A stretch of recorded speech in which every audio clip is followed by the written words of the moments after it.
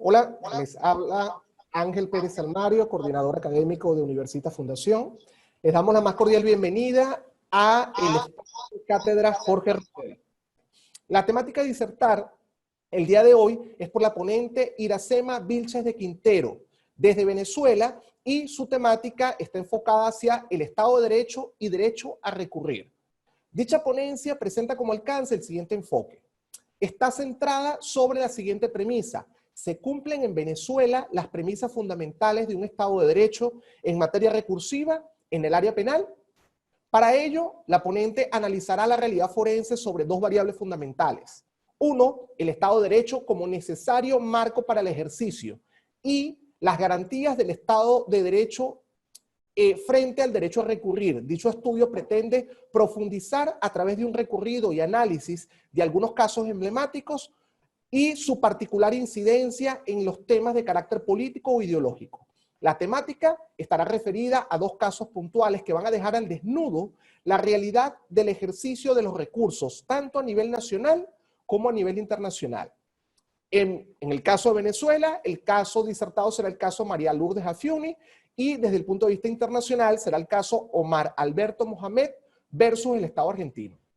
Nuestra disertante, la profesora Iracema Vilches, evidentemente es abogado, magíster Ciencias Penales y Criminológicas, doctora en Derecho, asimismo es experto grafotécnico, posee estudios de diplomado de la Universidad Católica Andrés Bello sobre el sistema acusatorio en Venezuela, posee también estudios en la Universidad Externado de Colombia sobre los problemas actuales del funcionalismo y ha participado en diversos programas de adiestramiento a funcionarios venezolanos, tales como el rol de juez en el juicio oral, que se celebró en Puerto Rico. Dentro de su experiencia docente, configura miembro titular ordinario por concurso de la Universidad del Zulia, se ha desempeñado como profesora titular de pregrado en las asignaturas de Derecho Penal y Derecho Procesal Penal, así como ha sido tutora académica en pasantías en el área penal.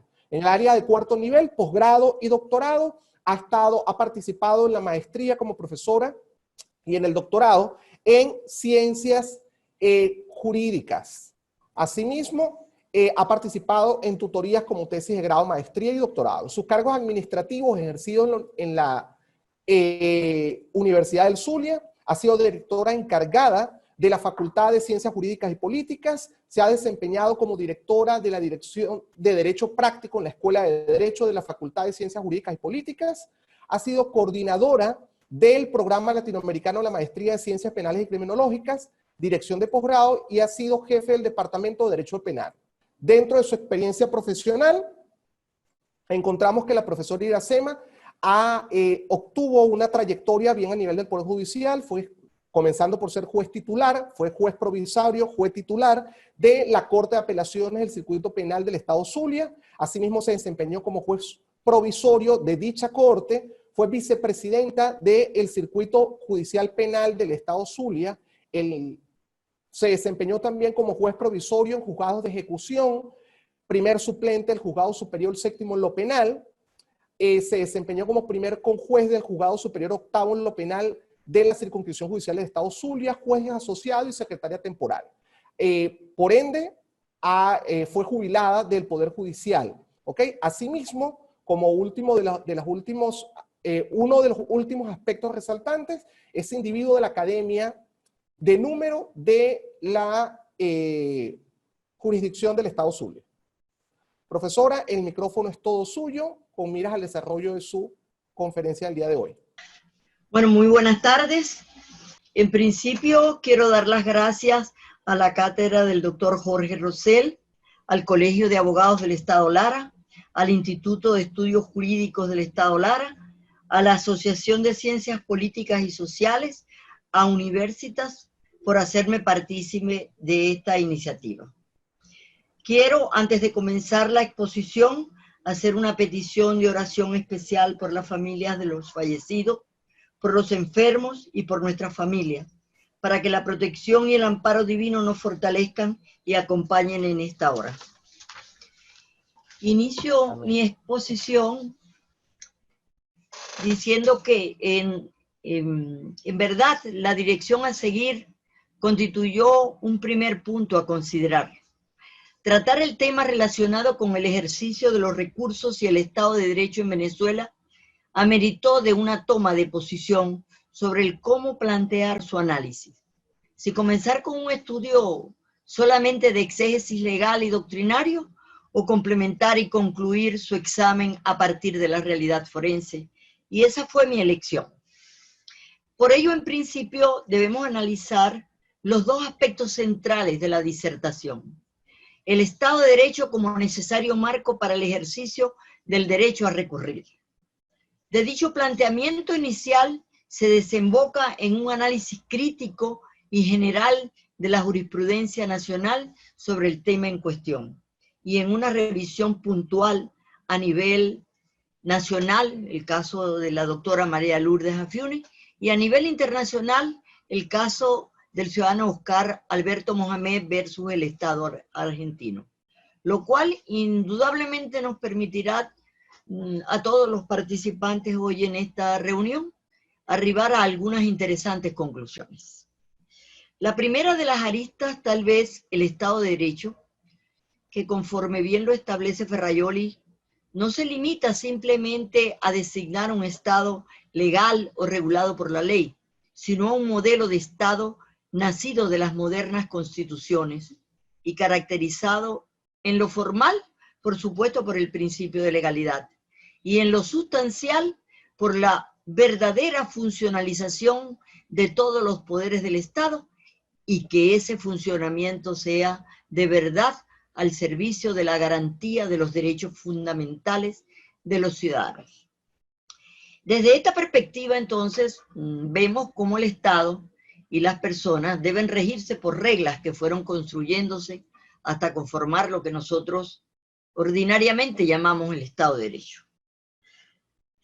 En este punto me parece importante citar lo que nos dice Augusto Sánchez Sandoval en su texto Los sistemas ideológicos y control social, respecto de que la modernidad liberal concibió a los hombres iguales ante la ley y a la sociedad como homogénea, pero realmente no se nos presenta así. Su génesis y desarrollo sigue siendo desigual. Y generalmente se ha basado esto en formas jerárquicas de dominación que no pueden ser modificadas solamente por contenidos ideológicos o jurídicos.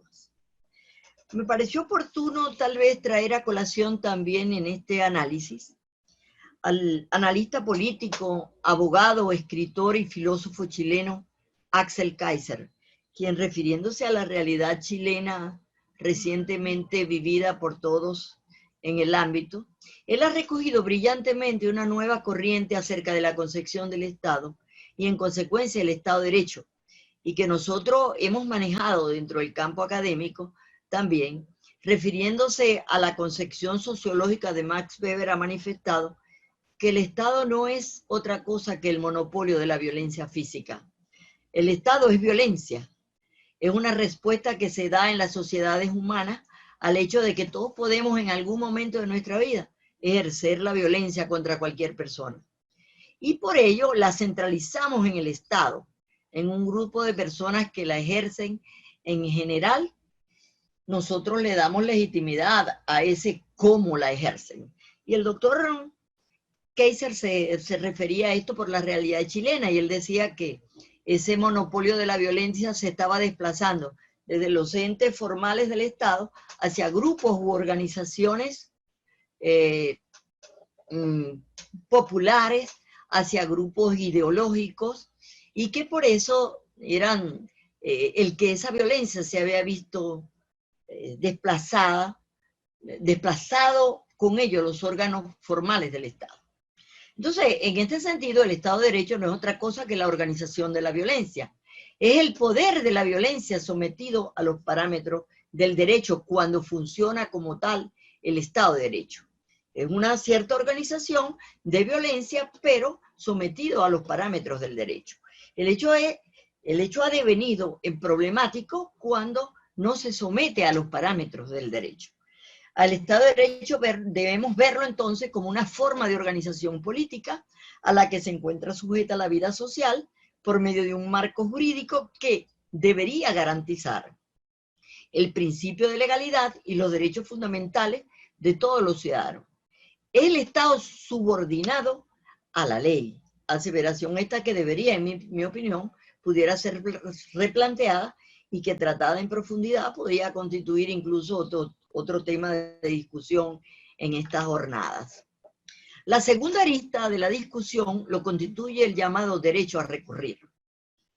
Todos sabemos que el sujeto perjudicado con una decisión judicial, todo sujeto tiene el derecho a recurrir de la misma, activándose de esta manera el derecho a la garantía constitucional del doble grado de jurisdicción a que se refiere el artículo 49.1 de la Carta Magna, y que constituye igualmente una manifestación de la garantía a la tutela judicial efectiva a la que se refiere el artículo 26 de la misma Constitución de la República Bolivariana de Venezuela.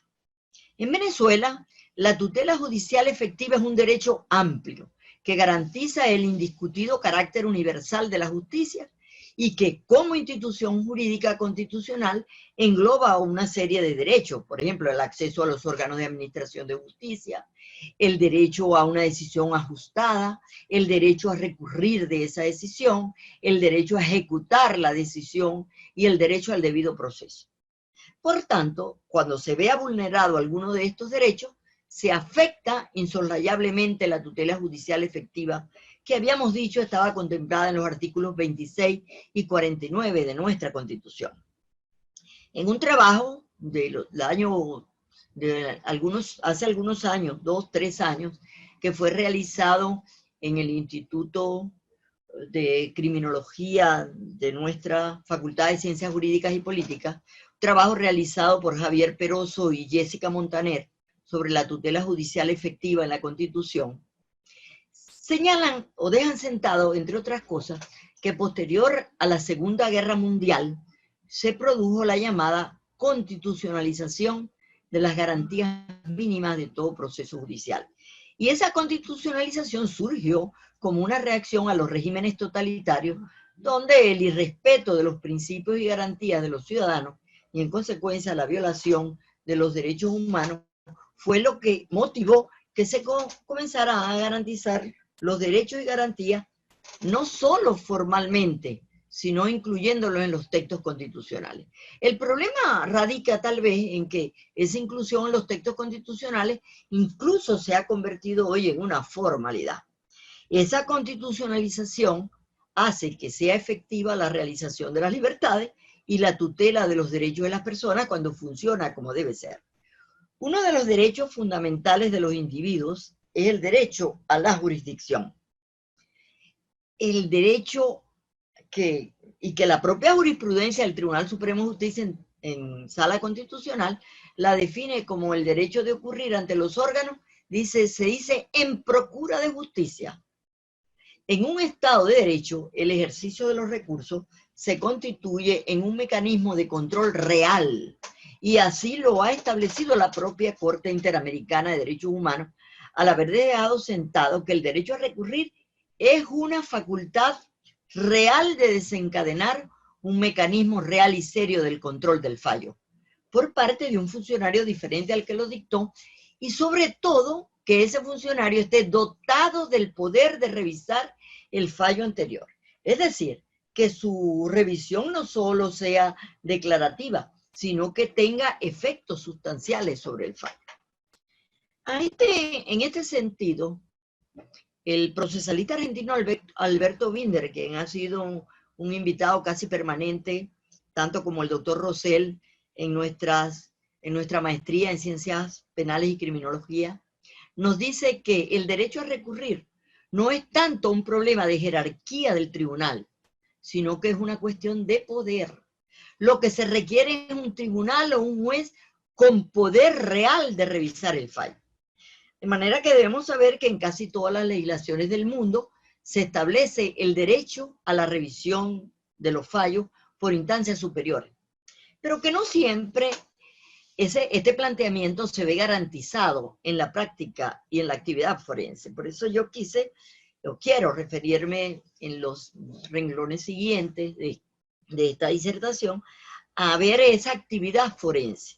Porque es cierto que tanto a nivel nacional por haber sido establecido así en los diversos instrumentos jurídicos, como internacional, por aparecer Venezuela suscribiendo textos internacionales que así lo establecen, el principio de la doble instancia aparece establecido como uno de los pilares fundamentales del Estado de Derecho. O sea, no se concibe un país que propone como uno de sus valores fundamentales el Estado de Derecho y a su vez impida el ejercicio cierto y efectivo de los recursos, de la revisión por instancias superiores de las decisiones que atañen a un bien fundamental, como lo es el de la libertad y como lo es en toda la materia penal.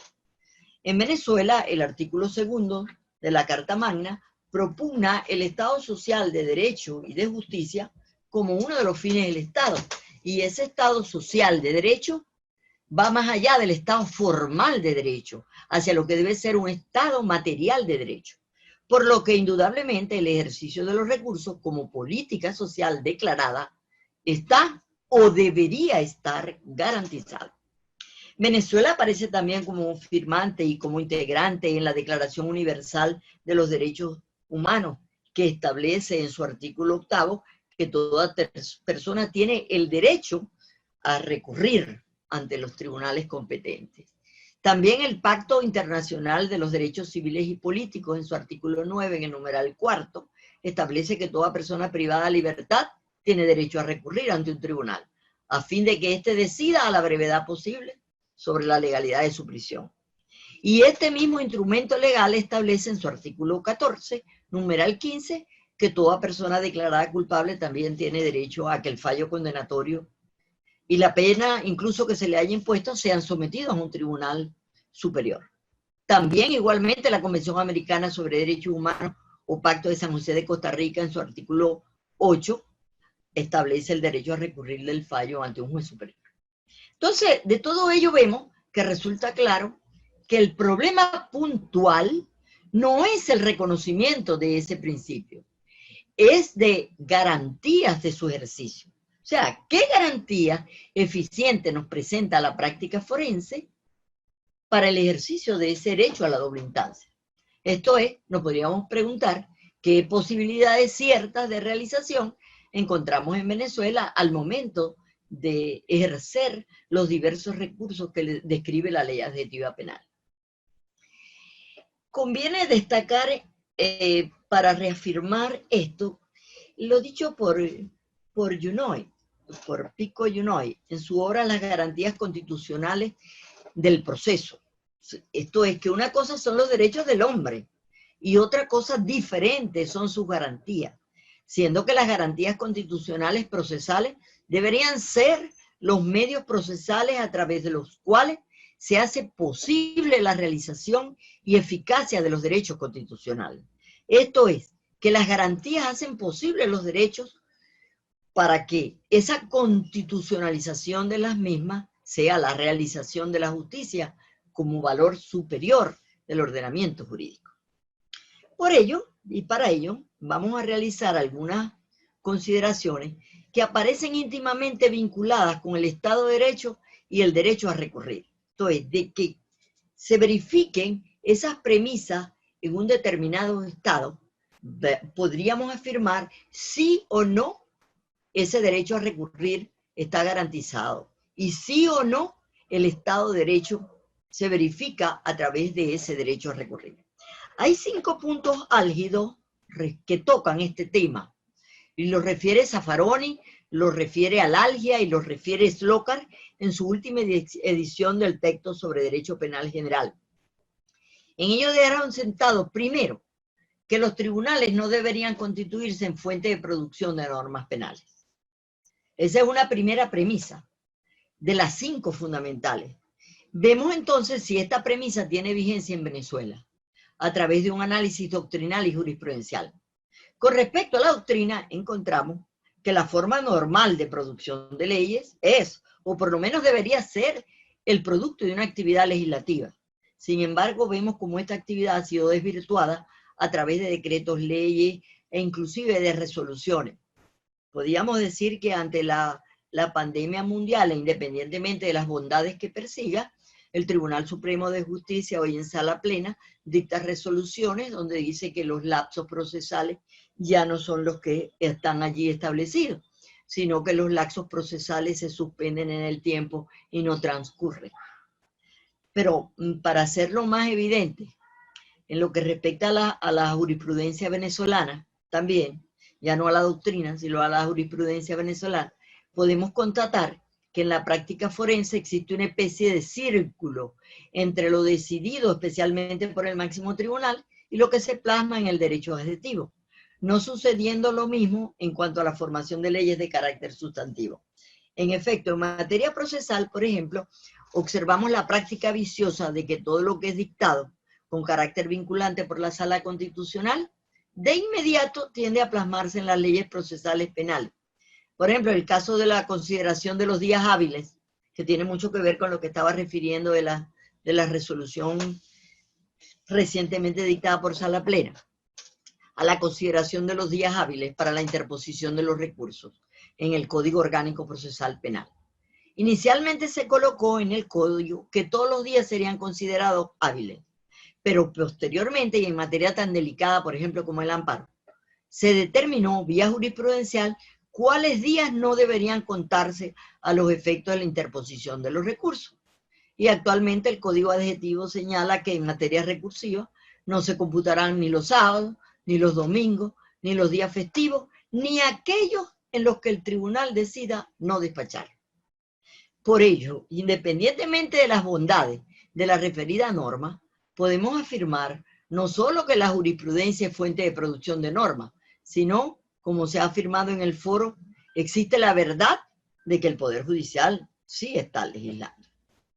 Podemos ver otro ejemplo de la misma premisa, que no se cumple en el foro penal. En el caso específico de las causales de admisibilidad o no en el recurso de apelación, las cuales en principio no fueron previstas en el Código Orgánico Procesal Penal del 98, pero que fueron incluidas paulatinamente por vía jurisprudencial, cuando el propio Tribunal Supremo comenzó por decidir que las Cortes de Apelaciones de los Estados, a pesar de ser consideradas legal y doctrinariamente como pequeñas casaciones, esto es, como tribunales de derecho, no tenían competencia para inadmitir un recurso por falta de motivación.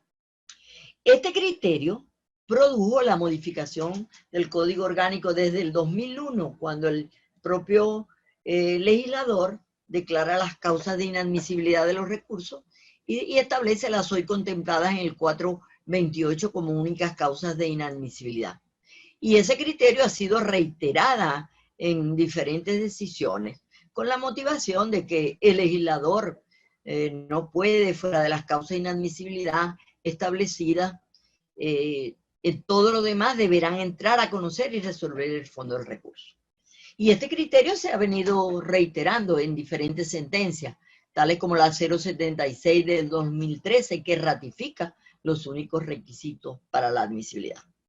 Podemos entonces concluir acá un primer acercamiento a Estado de Derecho y derecho a recurrir, que en nuestro país, dejando a salvo, como ya había dicho, las bondades o no de las decisiones jurisprudenciales, no es cierto que los tribunales no sean fuente de producción de la legislación penal.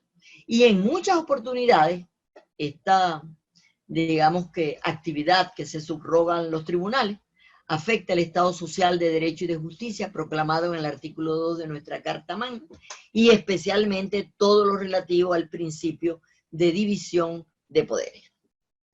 El segundo punto, que indiscutiblemente nos lleva a determinar si hay un Estado de Derecho y si ese derecho a recurrir aparece garantizado en la práctica forense, es la llamada jurisprudencia obligatoria y sobre todo el control difuso de la constitucionalidad.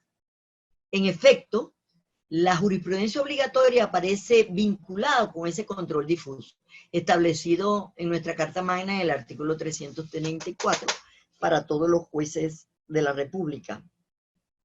Al respecto, la doctrina, refiriéndose a esto, a este control difuso de la constitucionalidad, establece que la autonomía de criterio de los jueces no puede ser limitada legalmente, dado el vigente y tradicional sistema de control difuso de la constitucionalidad. que incluso el constituyente lo dejó establecido, fíjense, en un capítulo muy especial que habla de la protección de la Constitución, por lo que eso no deja lugar a duda de que todos los jueces de la República, en el ámbito de su competencia, están en la obligación de asegurar la integridad de esa Constitución. A tenor de lo establecido en el 334, no cabe la posibilidad entonces de coartar el ejercicio de tal obligación. Revisemos entonces si tal poder cuenta con las garantías de su ejercicio, lo que hemos venido tratando, ¿no? Y por ello pudiéramos afirmar así que nos encontramos efectivamente ante un Estado social de derecho y de justicia. Analicemos para ello algunas decisiones. Por ejemplo, una muy puntual, una sentencia dictada por la Sala Constitucional, fue en junio del 2007, en la cual se ordenó la remisión a la Inspectoría General de Tribunales para la aplicación de las sanciones de carácter administrativo que fueren procedentes a un juez que dictó, con fundamento en el control difuso, que dictó una decisión que aparentemente suspendía el llamado efecto suspensivo en una decisión de apelación. El juez decidió según su criterio y aplicando el control difuso lo desaplicó ese efecto suspensivo y convirtió dicha sentencia más, si la analizamos, si entramos a analizar esa sentencia de la Sala Constitucional, se fundamentó en la llamada función nomofiláctica de la casación. Pero que si la analizamos, lo que hace dicha decisión es vulnerar el control difuso de la constitucionalidad y los principios de autonomía e independencia. Porque al decir de muchos juristas, esta decisión se constituyó en una forma de control de las decisiones de jueces de inferior jerarquía y en mecanismos de intimidación de los mismos.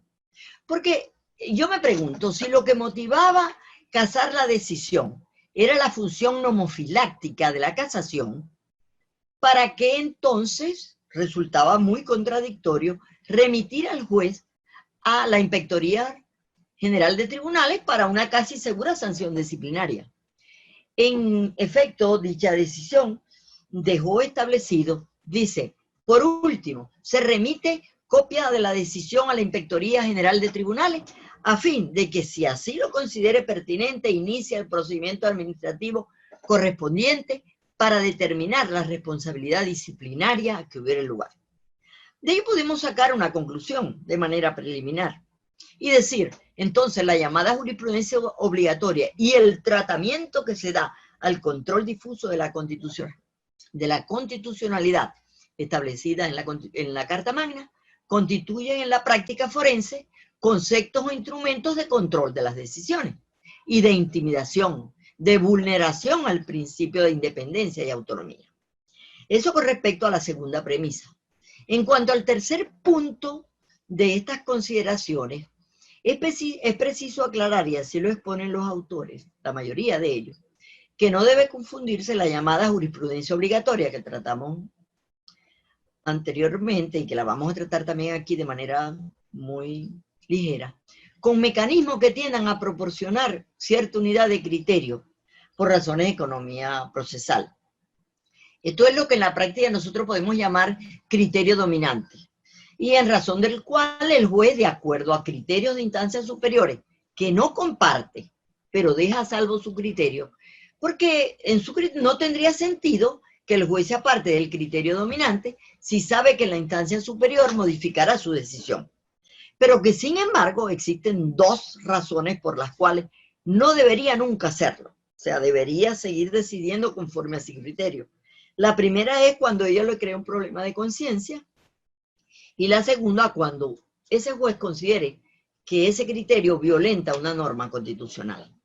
O sea, la primera excepción tiene que ver con consideraciones de carácter ético, pero también con consideraciones de claridad de criterio jurídico. No es cuestión de interpretación, sino que tiene que ver con el llamado buen derecho. El juez decide conforme a criterio dominante, pero ello tiene un basamento jurídico que respeta, pero que no comparte. allí es plausible que lo haga, que dicte la decisión conforme al criterio dominante. Pero cuando a todas luces ese criterio resulta contrario a la lógica jurídica y al orden público, debe mantener su criterio, aún a sabiendas de la muy probable revocatoria, y que dependiendo del respeto al llamado Estado de Derecho, pudiera incluso devenir en imposiciones o sanciones disciplinarias o de otra índole, como se ha presentado aquí. En muchos casos destituyeron a jueces, por ejemplo, de la Corte de Apelaciones, que revocaron algunas medidas de coerción personal, porque consideraban que en esa fase de la investigación pudieran hacerlo. Es decir, por decisiones basadas en lo que ellos mismos consideraron el buen derecho. Y en la otra sección, cuando lo considera una violación constitucional, pues nos encontramos de nuevo ante el respeto o no del control difuso de la constitucionalidad, de lo que ya había referido antes. El cuarto criterio son los cambios de jurisprudencia y la seguridad jurídica. Vamos a hacer con esto una referencia especial a la problemática en los cambios de jurisprudencia, por cuanto esta es una realidad que nos concierne. En efecto, los cambios de jurisprudencia en un Estado de Derecho deben ser cónsonos con el principio de la legalidad, en primer lugar, y con la prohibición de retroactividad más gravosa. O sea, no es posible que una misma acción pase de ser considerada como lícita o ilícita por un criterio interpretativo. En un caso evidente de la afectación de la seguridad jurídica por los cambios de jurisprudencia, lo constituye en el ámbito penal, por ejemplo, lo relativo a la aplicación de las teorías consumativas del hurto a la figura del robo, a las diferencias en las consideraciones de la flagrancia en estos tipos, a la consideración de la figura de la frustración, e incluso a la confusión de términos entre flagrancia y frustración, y como consecuencia de todo ello a la aplicación de penas abiertamente violatorias del principio de igualdad, por simples criterios interpretativos. Por ejemplo, igual consideración o situación se ha presentado en nuestra actividad forense en el caso de la consideración del tipo penal de secuestro con respecto al momento de la consumación. El quinto y último punto a considerar es el tema de la llamada jurisprudencia constitucional. Yo me permití recordar a Zaffaroni, cuando establece que en cuando una Corte Suprema declara inconstitucional una ley, no es admisible que luego revierta su criterio regresivamente, por elementales razones de seguridad jurídica. El Tribunal de Control de Constitucionalidad no puede decidir regresivamente sobre sus propias decisiones, porque las garantías son de realización progresiva, y no es admisible, como todos lo sabemos, el regreso cuando se ha marcado un nivel más avanzado. Realizado este análisis, ¿verdad?, de estas 5 premisas que cita Zaffaroni, Alalgia y Slokar, el Estado de Derecho y el derecho a recurrir, y analizadas estas consideraciones en materia recursiva, podemos llegar en principio, a una conclusión: que ese poder, esa facultad de ejercicio, primero debe ser amplia, tanto en cuanto a los sujetos activos a quienes se reconoce ese derecho, pero sobre todo en cuanto al poder que tengan los propios revisores, a las decisiones que pueden ser revisadas y a los motivos de revisión. Es por ello que, sin afectar ese derecho básico, digamos, de recurrir, nosotros sabemos que cada sistema establece su propia organización de los recursos como instrumentos que van a viabilizar el derecho a recurrir. Y la idea general ha sido que una organización más racional de los mismos sería aquella ligada a la idea de que los mismos sean ejercidos contra resoluciones sustanciales del proceso. Entre esas encontramos la sentencia, que al decir de Binder es el acto procesal que produce mayores efectos jurídicos.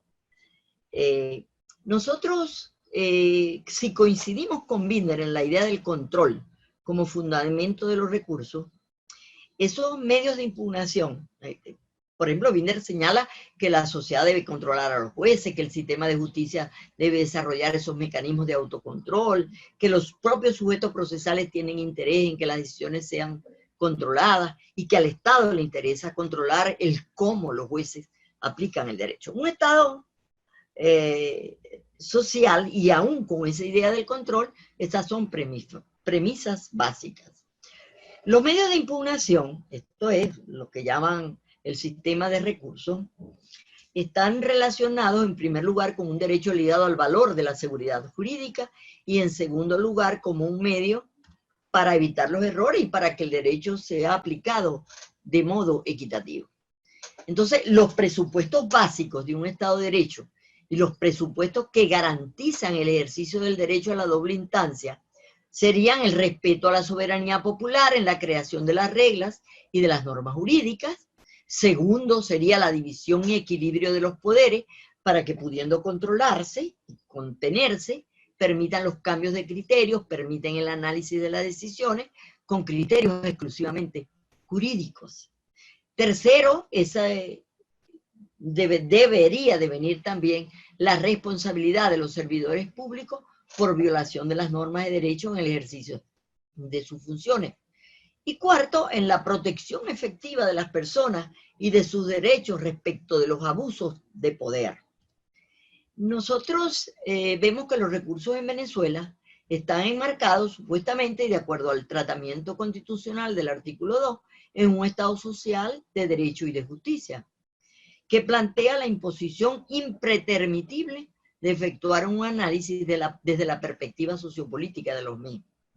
¿Para qué? Para determinar si en cada una de sus ejecutorias los distintos tribunales de la República, y en especial el Tribunal Supremo de Justicia, cumplen con ese mandato constitucional.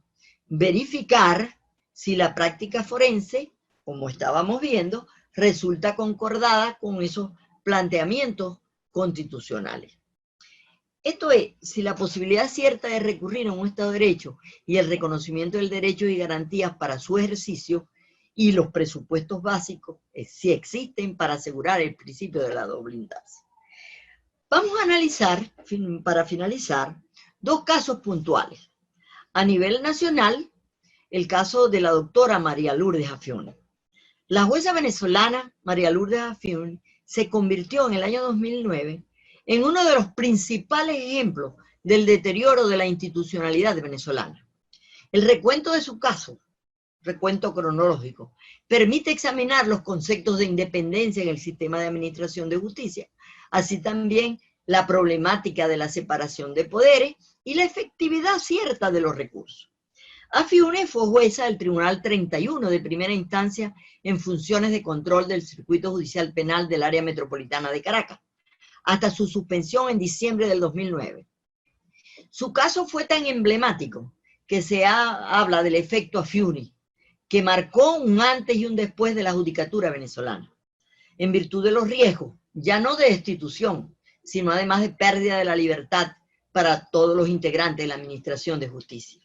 En diciembre de 2009, la jueza Afiuni fue detenida por otorgar libertad bajo fianza a un empresario venezolano, a Eligio Cedeño, quien posterior a la medida acordada huyó del país. O sea, un banquero que llevaba desde el 2007 detenido, sin que hasta ese momento se le hubiese realizado juicio, y estaba acusado de simulación de importación, distracción de recursos bancarios y operaciones cambiarias ilegales. La jueza fue aprehendida y recluida en el INOF, en el Instituto de Orientación Femenina, ubicado en Los Teques del estado Miranda de nuestro país. Y el día 11 de diciembre fue un día realmente importante porque en transmisión por cadena de radio y televisión, el entonces presidente pidió que se le impusiera a la jueza la condena máxima de 30 años de cárcel por haber facilitado la fuga de Cedeño. Pedimento esto que en algunos estudiosos de derecho calificaron como un golpe a los principios de separación de poderes, independencia y autonomía del Poder Judicial.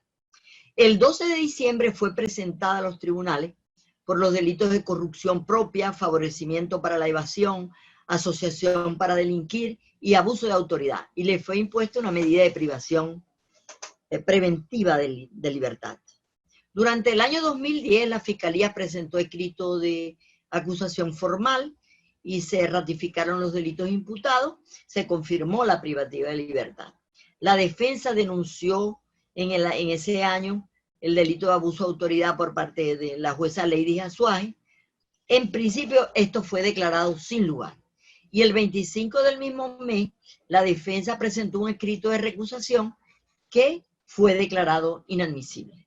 En abril, la defensa solicitó la aplicación de medidas sustitutivas y la revocatoria de la prisión preventiva y por las condiciones del lugar de reclusión.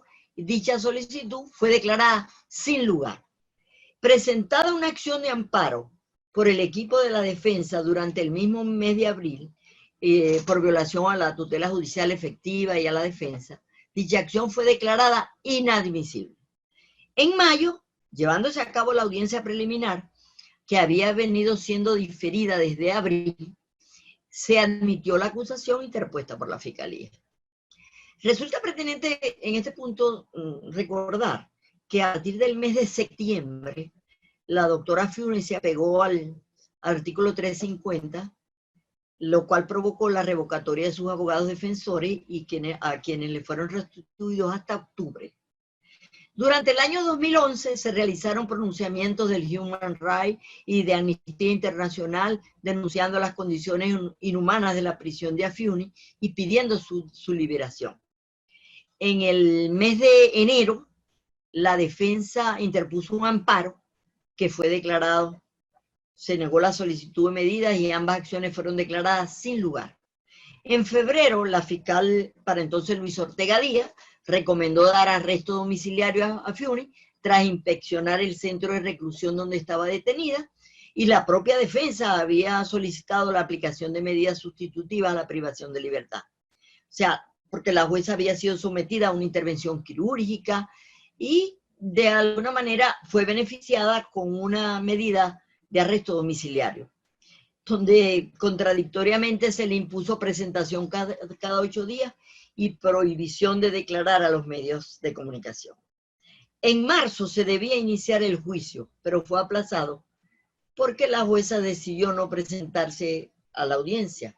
Esta fue diferida hasta el 7 de abril. Durante el 2012, y luego de la paralización del proceso, fue declarado sin lugar la apelación interpuesta por la defensa, y en fecha 23 de noviembre fue publicado un libro. La Fiscalía descartó investigar las denuncias que estaban allí, alegando que no había recibido una denuncia formal, y en ese libro se relatan abusos que sufrió la magistrada y además se asegura que fue violada en prisión por su carcelero. Pero la Fiscalía descartó investigar las denuncias hechas, fundamentándose en que no había recibido una denuncia formal. En noviembre comienza el juicio en ausencia de la jueza luego de haber transcurrido 20 meses desde la primera fecha fijada.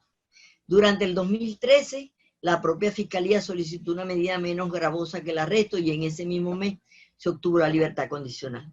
Durante el 2014 se caracterizó por suspensiones y diferimientos. En noviembre la Corte negó la solicitud de libertad plena y en el 2 de julio del 2015 asistió por primera vez a una audiencia de juicio para solicitar permiso para viajar a Suiza en ese momento, y había ella alegado que parte de lo que habían colocado eran documentos falsos en su contra. Allí se solicitó a la juez se le otorgara la libertad porque en su caso existía peligro de fuga, y en esa fecha la defensa denuncia que la decisión sobre la libertad fue negada porque ya existía una decisión anterior. Durante el 16, el juicio fue retomado cuando ya llevaba 6 años y 9 meses. Y en enero del 2017 fue diferido por falta de despacho del tribunal y prosigue para el mes de junio, y no es sino hasta noviembre, cuando luego de 3 diferimientos por falta de despacho, cuando se retoma el proceso judicial, que para ese entonces ya llevaba aproximadamente 7 años y 10 meses, y continuaba con medidas restrictivas de libertad. Durante el año 2018, los abogados de la acusada denunciaron que el juez a su cargo no daba despacho, lo que había impedido que se diera la última audiencia que faltaba para dictar sentencia. Durante el año 2019, el día 18 de marzo, los abogados informaron que el juez había fijado la audiencia para el 19 de marzo, a las 2 de la tarde. Y esa audiencia se da hasta el 21, y allí se condenó a la jueza a la pena de 5 años de prisión por el delito de corrupción. En 4 de julio acordó el cese de la medida cautelar, fíjense, de marzo a julio, se estaba acordando una medida cautelar a la sustitutiva a favor de la ciudadana y se mantenía la prohibición de salida del país y la prohibición de declaración a los medios. Resulta pertinente también recordar que en septiembre la alta comisionada de las Naciones Unidas presente en Venezuela había solicitado al gobierno la intervención para la liberación plena de la jueza Fiona. Pero en ese mismo intervalo se presenta el recurso de apelación por la defensa a la condena que había sido dictada en su caso. Y el 18 de octubre de ese año, la Corte de Apelaciones ratificó la condena dictada por el Tribunal de Juicio y declarando sin lugar el recurso. En conclusión, ¿qué podemos decir aquí? Que de los más de 10 recursos interpuestos por la defensa durante todo el transcurso de la causa, todos fueron declarados sin lugar. De todos los referidos, no solamente del caso de la doctora María Lourdes Afiuni, sino también de todo lo que hemos venido viendo, podemos ver una tendencia en Venezuela clara hacia el llamado panpenalismo penal. Eso a nivel nacional. A nivel internacional encontramos el caso de Oscar Alberto Mohamed contra el Estado argentino. El 16 de marzo del año 92, el señor Oscar Alberto Mohamed, quien trabajaba en la ciudad de Buenos Aires como conductor de una línea de colectivo, fue parte de un accidente de tránsito donde falleció una persona. Él fue acusado por el delito de homicidio culposo y fue absuelto en primera instancia. Pero la fiscal y el querellante solicitaron o presentaron acusación en contra de él penalmente responsable y habiendo apelado, se emitió sentencia en la cual se resolvió entonces condenar al señor Mohamed como actor responsable a la pena de 3 años de prisión y a 8 años de inhabilitación especial para conducir. O sea, como el ordenamiento jurídico argentino no preveía ningún recurso ordinario para recurrir de esa sentencia condenatoria, el tribunal, la defensa, interpuso un recurso de queja. Ese recurso de queja también fue declarado desestimado en fecha de septiembre del 95. Entonces, interpone la defensa un recurso ante la Corte Suprema, solicitándose revocar la decisión que desestimó el recurso de queja. Y la Corte desestimó el recurso interpuesto por el defensor. ¿Qué pasó? Que al acudir ante la Corte Interamericana de Derechos Humanos, en el caso Mohamed versus Argentina, en sentencia del noviembre del 2012, la CID condenó al Estado argentino y declaró por unanimidad que el Estado es internacionalmente responsable por haber violado el derecho a recurrir del fallo consagrado en el artículo 8.2 de la Convención Americana. Y condenó al Estado argentino al haber concluido que el sistema procesal argentino que le fue aplicado no garantizaba normativamente un recurso ordinario accesible y eficaz que permitiera un examen de la sentencia condenatoria. Adicionalmente, la Corte concluyó que la inexistencia de un recurso que garantizara la revisión del fallo tampoco protegía el deber de adecuar o de recurrir, lo que implicaba de alguna manera un incumplimiento del Estado al deber general de adecuar ese ordenamiento jurídico para asegurar la realización de la garantía del derecho a recurrir. En cuanto a las reparaciones, la Corte estableció una serie de sentencias per se, adoptar todas las medidas necesarias, borrar del registro de antecedentes, el resumen oficial de la presente elaborado por la Corte en un diario oficial y en un diario de circulación nacional y en un sitio web oficial y pagar todas las cantidades. El tribunal dispuso que dentro de un plazo de 2 años, contado a partir de la notificación, la Corte supervisaría el cumplimiento del fallo. Ahora bien, ya para terminar, el fallo en comento viene a reafirmar toda la jurisprudencia anterior de la Corte Interamericana en materia de derecho al recurso y a los estándares que los arbitrios procesales configurados por el legislador. Vemos entonces cómo esta exposición sobre 2 casos puntuales nos permite reflexionar sobre la consideración del procesalista argentino Alberto Binder, que ya lo había citado acerca de la finalidad que debe tener toda decisión judicial, en especial sobre lo que debe ser una sentencia. O sea, una sentencia debe ser la solución de un conflicto en términos de menor dolor. Por ello nos debemos preguntar si luego de más de 20 años en el caso del señor Oscar Alberto Mohamed y más de 10 años en el caso de la doctora Fiuni, que aún no ha concluido porque supongo, ya no estoy segura de que así sea, pero supongo que la defensa va a recurrir a nivel internacional. La pregunta es, ¿constituyen verdaderamente toda esa, el interpuesto de todos los recursos, la solución de un conflicto? Es la solución de un conflicto, y esa solución de un conflicto ha sido en términos de menor dolor. Con eso concluyo mi exposición y mil gracias por haber aceptado los inconvenientes que han surgido. Buenas tardes. Gracias, profesora Iracema, de verdad bastante complacidos con su disertación. Vamos a dar inicio a la fase de preguntas y respuestas y algunos comentarios que se han generado bien por intermedio del aula virtual o bien por intermedio del Facebook. En principio nos contacta Jimmy Lazo por Facebook, venezolano en Chile, e indica lo siguiente: en un momento delicado para el mundo reconocemos el valor a las instituciones involucradas por continuar con este proyecto académico pese a la pandemia que afecta al mundo. Los pactos internacionales obligan a Venezuela a revisar toda sentencia condenatoria por un tribunal superior de aquel que ha condenado.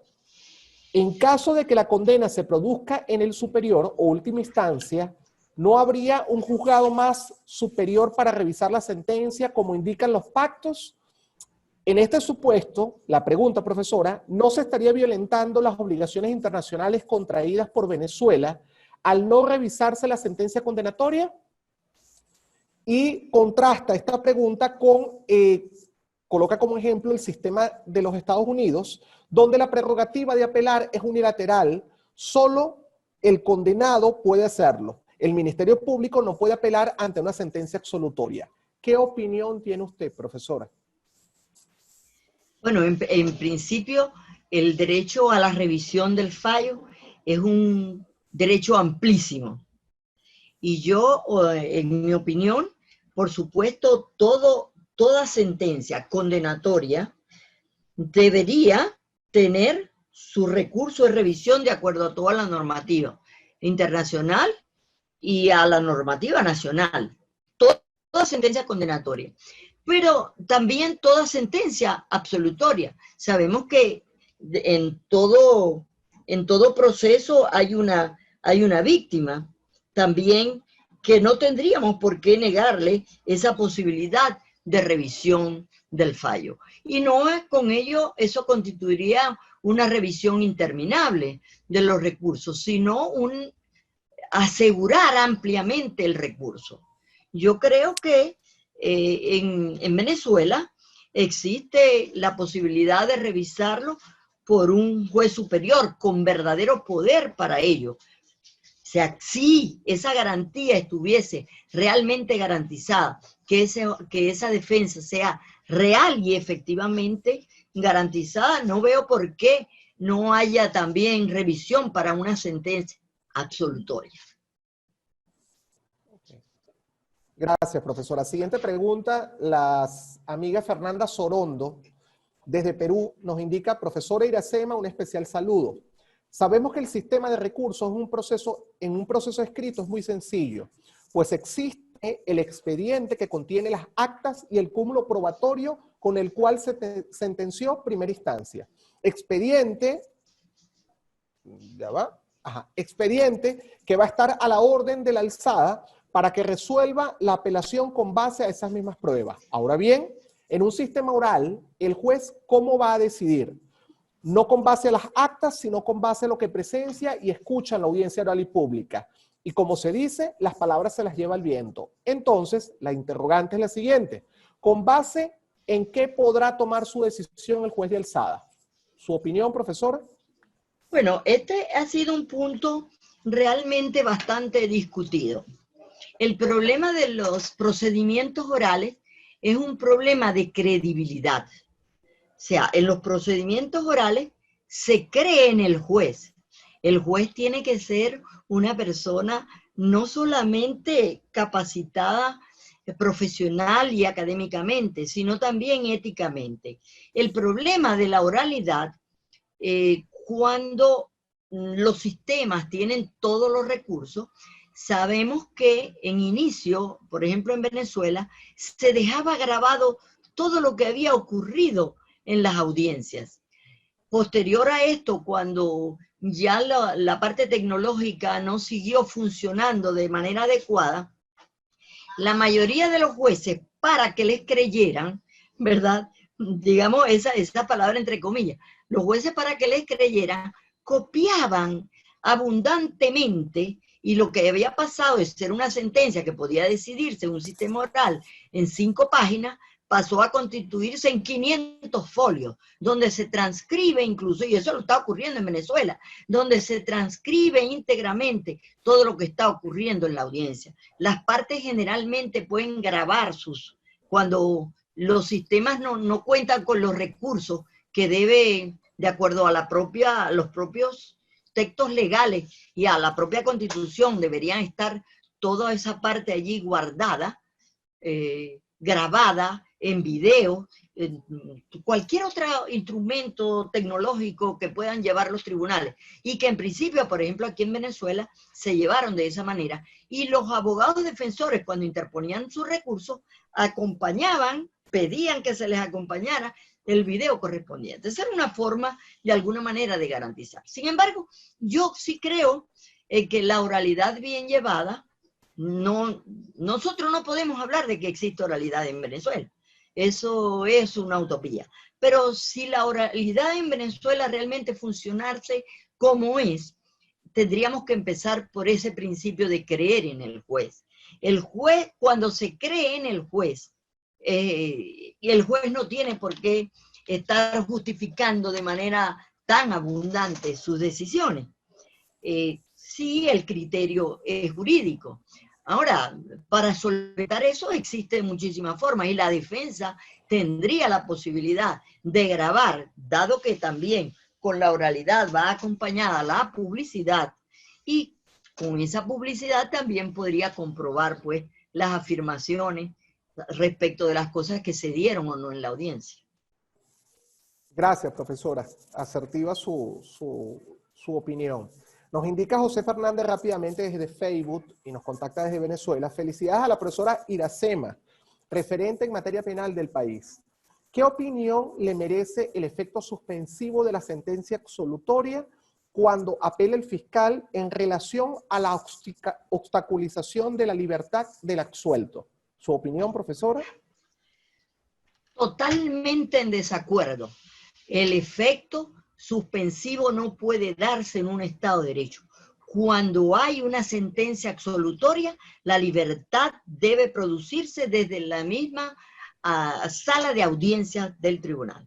Yo estoy conforme con aquellos jueces que han venido decidiendo en contra de muchos casos en los cuales la Fiscalía apela por el solo hecho de apelar o de cumplir una directriz, porque la Fiscalía se maneja de manera jerárquica, cuando a veces sin ningún fundamento se apela por apelarse, simplemente para seguir manteniendo privado de libertad a una persona. Estoy totalmente en desacuerdo con suspender la libertad.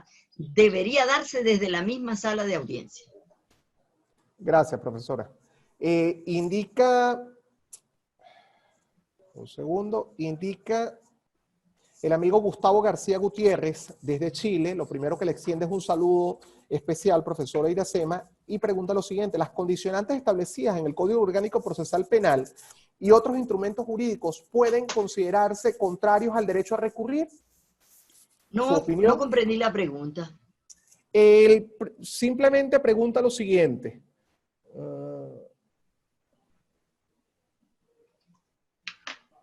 Pregunta, ¿las condicionantes establecidas en el COP y otros instrumentos jurídicos pueden considerarse contrarios al derecho a recurrir?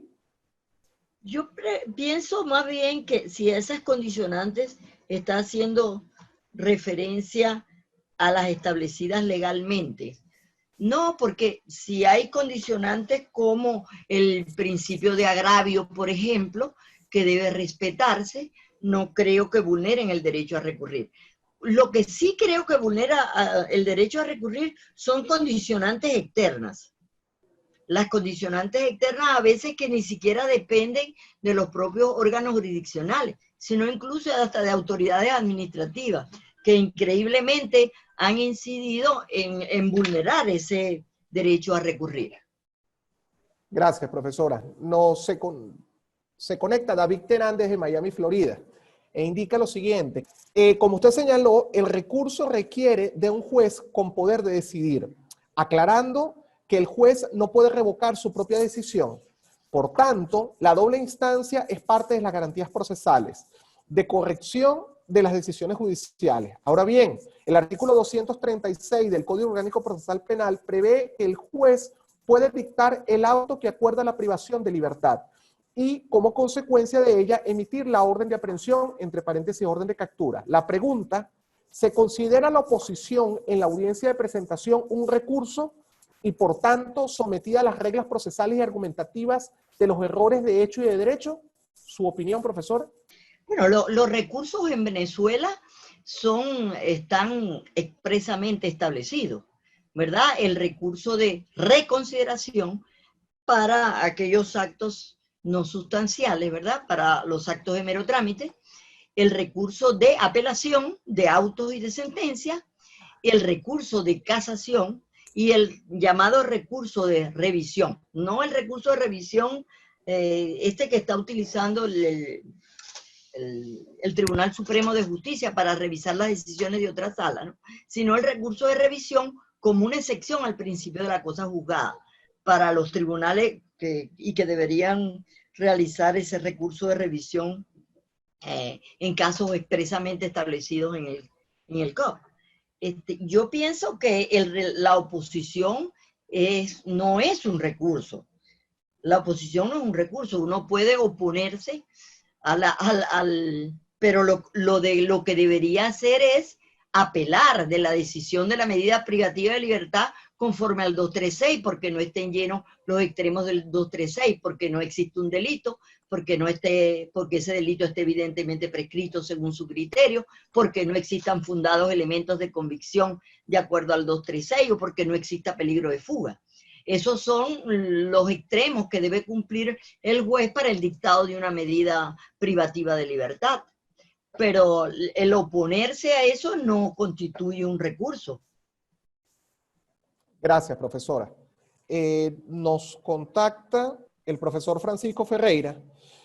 Indica lo siguiente. Felicitaciones, profesor Iracema. Cierto es que en el sistema procesal del Código Orgánico Procesal Penal, la víctima puede recurrir.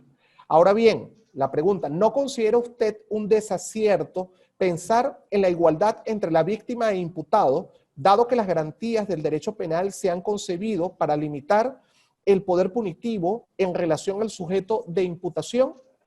Gracias, profesor Ferreira. Bueno, yo pienso que ¿qué es la igualdad? Tratar igual a los que sean iguales. De pronto, la posición de la víctima en el proceso penal no es exactamente igual a la del encausado, el imputado o acusado. Sí pudiera ser un desacierto considerar la igualdad como igualdad también en el ejercicio de los recursos. Pretendo, o creo yo, inferir que tal vez esto es por lo de la sentencia, poder apelar de la sentencia absolutoria. Pero creo que tratándose de una decisión sustancial, no es porque sean iguales en el proceso penal. Yo creo con ese criterio de que la igualdad es tratar igual a los iguales. Y eso justamente nos da una posición para que los derechos no sean exactamente iguales. Es lo que creo. Gracias, profesora.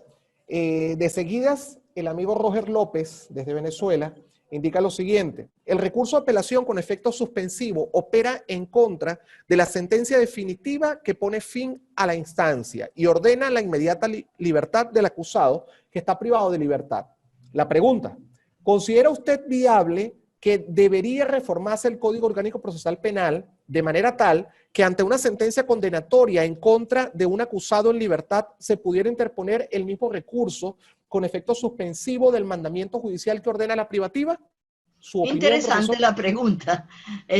Sí, pienso que sería, quedaría explícitamente establecido si se produjera por alguna reforma, que en el caso de alguna sentencia condenatoria, pero otros pudieran decir, bueno, no, porque esa sentencia condenatoria pudiera ser revocada, no es firme tampoco. Gracias, Pero profesor. los daños que se ocasionan con mantener la privativa de libertad no pueden ser nunca iguales a si mantenemos a esa persona en libertad hasta tanto la decisión sea definitivamente firme. Gracias, profesora. Johnny Ojeda, desde Venezuela, felicita anticipadamente a la ponente por su disertación e indica lo siguiente: el recurso de apelación ordena la libertad del acusado que está privado de libertad. La pregunta: ¿qué remedio procesal considera usted que debe interponer la defensa cuando este es decretado improponible, inadmisible? ¿Considera que viola la doble instancia su falta de tramitación? ¿Cuál es el carácter constitucional del mismo, visto que algunos tratadistas aseveran que es inconstitucional? Profesora. Yo pienso que allí lo que pudiera funcionar sería la acción de amparo. Solamente la acción de amparo. Okay, para profesora. esa decisión de decir el juez es improponible, si está privado de libertad. Ok, profesora. Siguiente pregunta. El profesor Francisco Ferreira, ¿le resulta, disculpen, le resulta conforme a la Constitución el decreto judicial de libertad o de una medida cautelar menos gravosa que pueda ser recurrido por el Ministerio Público y o por la víctima? ¿Su opinión, profesora? No debería ser recurrido, porque no está causando ningún gravamen a la otra parte. La otra parte tendría que, para establecer su derecho, tendría que decir, este decreto me está causando un gravamen, me está causando un agravio, y por ello ese decreto no debería ser recurrido. Y en caso de ser recurrido, ¿sería conforme a la Constitución o sería contrario al orden constitucional? Bueno, yo creo que en la amplitud de los recursos no debería ser contrario a la Constitución. Pero que sea el propio órgano superior a quien le corresponda el decir si lo admite o no lo admite. Gracias, profesora. Por último, ya para cerrar el ciclo de preguntas y respuestas, a pesar de que ha estado bastante dinámico, profesor Iracema, nos contacta José Luis Vegas desde México e indica: felicitaciones a la profesora, muy clara su exposición. Por ello, esta pregunta: ¿considera usted que pudiera denunciarse a Venezuela ante la Comisión Americana de Derechos Humanos en virtud de que el efecto suspensivo violenta el principio de presunción de inocencia establecido en el Pacto de San José, una vez que el acusado haya sido declarado inocente y el juez de juicio lo deja detenido? Sí, perfectamente. Creo que el planteamiento es perfecto y normalmente admisible. Gracias, profesora. Ya con esto vamos a dar el cierre del ciclo de preguntas y respuestas, no sin antes realmente destacar la cantidad de personas que han reconocido la importancia de su temática. Personas desde el Zulia, personas desde fuera de Venezuela, México, Perú, Uruguay, que han extendido de alguna manera el reconocimiento por su disertación, profesora. Le extiendo sus felicitaciones. Gracias, mil gracias. No sin antes asimismo, queremos conceder ya en el proceso de despedida el micrófono a la profesora Iracema, no sin antes destacar su excelente y asertiva intervención respecto a la temática ofrecida por parte de este proyecto académico. Profesora Iracema, el micrófono para la despedida es todo suyo. Bueno, buenas tardes, mil gracias por la atención y Esperemos continuar con toda esta iniciativa de verdad invaluable, de que en este momento histórico, de que en este momento difícil para el mundo, podamos continuar en comunicación y podamos continuar nutriéndonos cada día más, no solamente de las disertaciones, sino también de este intercambio académico, de este intercambio profesional. Mil gracias por la invitación y a sus órdenes para cualquier otra intervención. Gracias, profesora Iracema. No queremos despedirnos sin agradecer la paciencia, la tolerancia y la asertividad de que nos mantengamos en casa. Pero mantenernos en casa implica generar también ocupaciones que generen un crecimiento profesional asertivo. Realmente, Universitas Fundación y las instituciones involucradas en la Cátedra Jorge Rosell estamos comprometidos con que este proceso sea un poco más llevadero. Nos vemos el próximo miércoles. Hasta luego.